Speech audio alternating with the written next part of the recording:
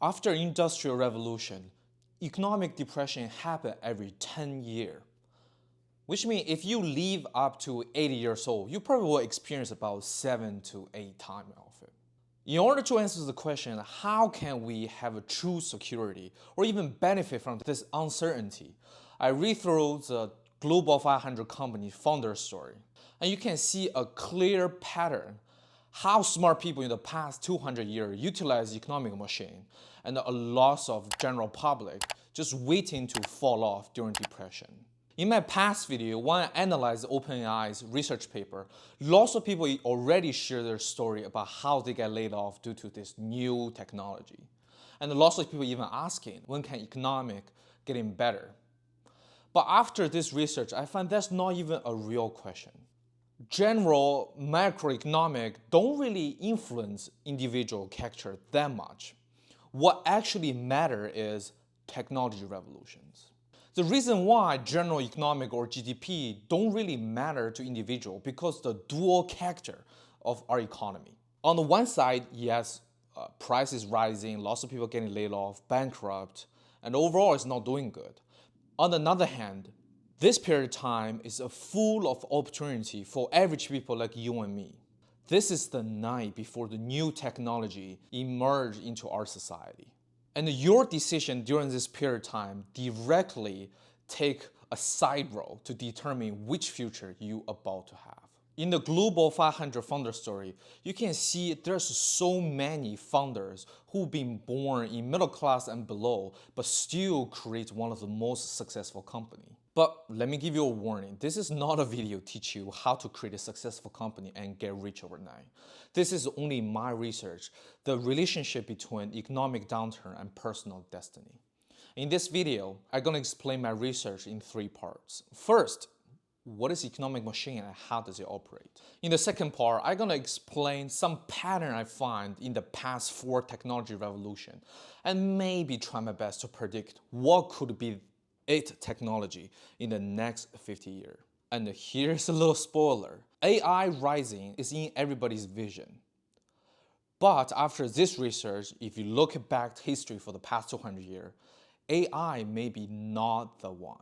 And in the end, the last part, I'm gonna share with you one of very interesting common character of those founders and that set them apart from average people and maybe it helped them to be benefit from this uncertainty of economy. First, let's to understand what is economic machine.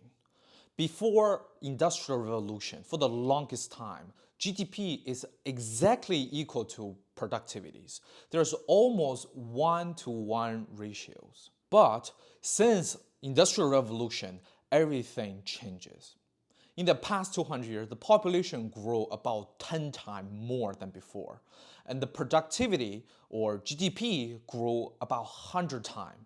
Since the ratio between the productivity and the GDP to population is no longer 1-to-1 like before, people's productivity suddenly have a difference. And to nowadays consequences is people's pay have a drastic difference. If you contribute more, you may be benefit more. But what causes this big prosperity in our society and even cause this pay gap different between people is technology revolutions. As early as 1900, economist Mr. Kondratyev already find that there is a big correlation between technology revolution and the overall economy. And nowadays we call Kondratyev wave. Despite there's a little up and down every single day in our economy, but overall you can observe a big trend every 50 years that driven by the hottest technology. And how close you are or how important you are to that technology wave, it directly determines how much you get paid and rewarded. Another factor that directly influences individuals like you and me is the cycle of the technology. For example, in first technology revolution, steam engine.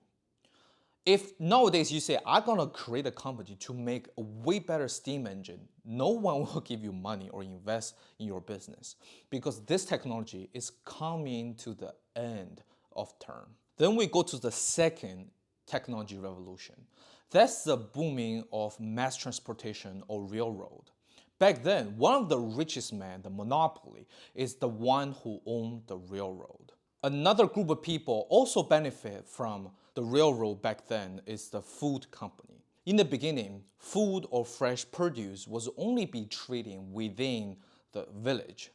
But since the railroad become cheaper and cheaper, they be able to make the whole thing become a business and the transport and selling their product to all over the nations. When the third technology revolution started, people started discovering gas and personal cars. That's the time railroad become less and less profitable. And whoever go into the railroad business, all they face is extremely competition. There's no profit you can earn from it. And during this period of time, whoever can win a college degree to become a manager in a certain factory is one of the most guaranteed paid back then. It even helped city like Detroit to become one of the most prosperity city back then. Of course, we understand the destiny of Detroit nowadays. They become a bankrupt. It's because the technology cycle of cars and industrialize is ended. Nowadays, because information age and electronic cars, they start challenging the past technology revolutions.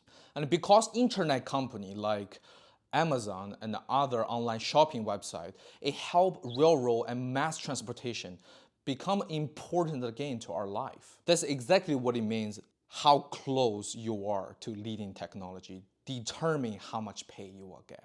Railroad or mass transportation, it finished its technology cycle, but because it have a new demand in the fourth information technology revolutions, it become profitable again. And within this time, the people who earning money are those first programmers, second, the tech company founder. Now we standing on the turning points again. Now seems like a new constructive wave is coming at us. And you will see people like programmers is start getting panic. They're thinking, what if I will get replaced? Those group of people, they see the opportunity since 2005, how internet is so potential for our society. And they bet part of their life learning algorithm, become a more and more professional, have a better and better skill in building internet infrastructure. But after the end of the technology cycle, the parts of the gambling that they bet on their time and attention to learn this skill suddenly become meaningless. But the good news is, it's never too late to turn around. If we can see through what could be leading the next constructive wave, you still be able to transcend over all the economic depression. After view all the history material, I organized what technology could be the leading one for the next revolutions. And they normally have these 5 common characters. First, they have to increase efficiency, like railroad or internet. Second, they have some spillover effect. They need to benefit something outside their own field. Third, they need to create new demand. Just like better and better mass transportation help global trade, you living in your own country can start buying product that is imported from the foreign that you never see before. Fourth, it need to create new jobs. And the last one is it have a potential to become one of the infrastructure or national project. Just like mobile service, it even have a national project is participating, help the country to build up this technology so everybody be able to use them. Or banking system, established and assist by the government system or legal system. And based on that 5, the new idea that absolutely fit into the category is only 2, and maybe 3. First one is quantum computing. The second one is nuclear fission. Third one may be AI. I will get into why. Let's look at the first one, quantum computing. If you're familiar with investment venture capital circle, you will know this become one of the most hot topic to invest in. In the past 5 years, the investment to this field increased about 500%. And this investment even include lots of big company and the governments. And so far, the company have the most patent on quantum computing and have most progress is IBM. If you guys are interested, you can go to their website and read through what they has been done. Quantum computing can directly increase the calculated power, and it can probably change the rule in any industry we ever see. Give a simple example. AI industry, the reason why it's suddenly getting to people's eye and people think that's it technology, it is because AI industry in the past 10 years, the calculation power increased 1,000,000 more because the characterization of quantum computing, they can become either 0 or 1. Every one more digit, it can make the original calculated power squared. And compared nowadays, our calculation power is a plus 5, plus 10. You can only buy more GPU to increase the calculation power. But could you imagine a world that when AI have 10 million more calculation power, 10 million more powerful than GPT, what could happen? Second, nuclear fission. This industry become another hot term since 2022. There's a major breakthrough from the organization Fission. They make their machine have longer than 5-second fusion reactions. They caught in more and more investors and venture capital to put their eye on this field. One of the most famous personal-owned company, Helium, was the superstar. They even attracting funds from Microsoft and OpenAI CEO Sam Altman. You may not understand the power of it. Just imagine if in a world that we no longer have to worry about energy and all the countries that rely on oil will lose their money. That's how much it may change our society in this technology. And let's back to AI. Why I say AI may not make the it is because AI right now mainly change how white collar's job or brain labor's job. And on the other field, we yet see a big difference. And on the third and fourth create new demand and new job, we still don't know of AI. However, NVIDIA owner promised that they will use their GPU to power AI 1,000,000 more calculated power in the next 10 years. When that happens, maybe this situation will be different.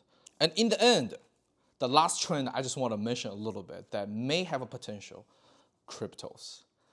Cryptos used to be hot, loss of capital is sucking into the industry, and is suddenly getting overlooked by the capital circles. But recently, a news that published by American Federal Reserve, it caught people's eye on this technology again, is they may thinking use stablecoins as a replacement of their original digital currencies. So they may have a potential to become infrastructure, but we still yet know the potential of this technology influence our overall society. And of course, this analysis of new technology is only my understanding. You also can leave your understanding down below and share with others. And in the end, I just want to share a little fun thing that I find. What's the biggest difference of those big founders and average people like you and me? Most of us getting stuck of bias of presence. We get educated a unique skill that tailored to the hottest technology in presence. Like programmers. Internet is big, so I become a programmer. Most of us, the biggest dream is not changing the world, but just have a pretty good life and jobs. We try our best to be the good kids, good students, and good workers. We try our best to have a high EQ, to have a good communication skill, to get along with everybody else. And during the day, we working really hard, maybe have a lots of pressure. During the night, we just enjoy life. And we almost have no attention span to spend to learn those new and complicated technology is going on around us. And we even have less patience to take a look what does the venture capital firm think about the new technologies. When our industry is doing good, we are so proud about our professionals and we cheer it up for our boss.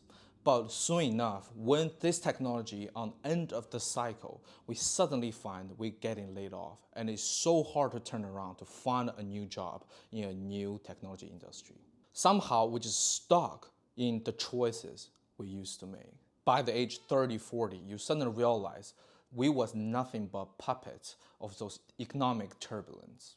But if you look your point of view to another group of people, they start their passion, their life since 12 years old. They may be the weird kid you call, or the one who never listened in class, but after school they were so dedicated to focus on their own passion. They destroy machine, they destroy your phone, or even making some weird program to making games. They're not good at communication, have a really low EQ, not getting along with others. This rebel character helped them to escape this bias of the presence or the middle class mindset of their parents. It helped them to sense what is the newest trend and newest technology. They want to try way more. Of course, they receive way more failure in their life, having an uncertain, turbulent life that most people don't want to have. But because that, they receive the ability to survive and transcend through 8 economic depression and even benefit from them. In the end of the video, give you guys a quote from Alice Wonderland. In our society, the technology and economy is going forward without looking back. And in our world, it takes all the running you can do just to keep in the same place. And I hope you get inspired by this video. My name is Paul. Thank you so much for finishing the video. I see you next time. Bye.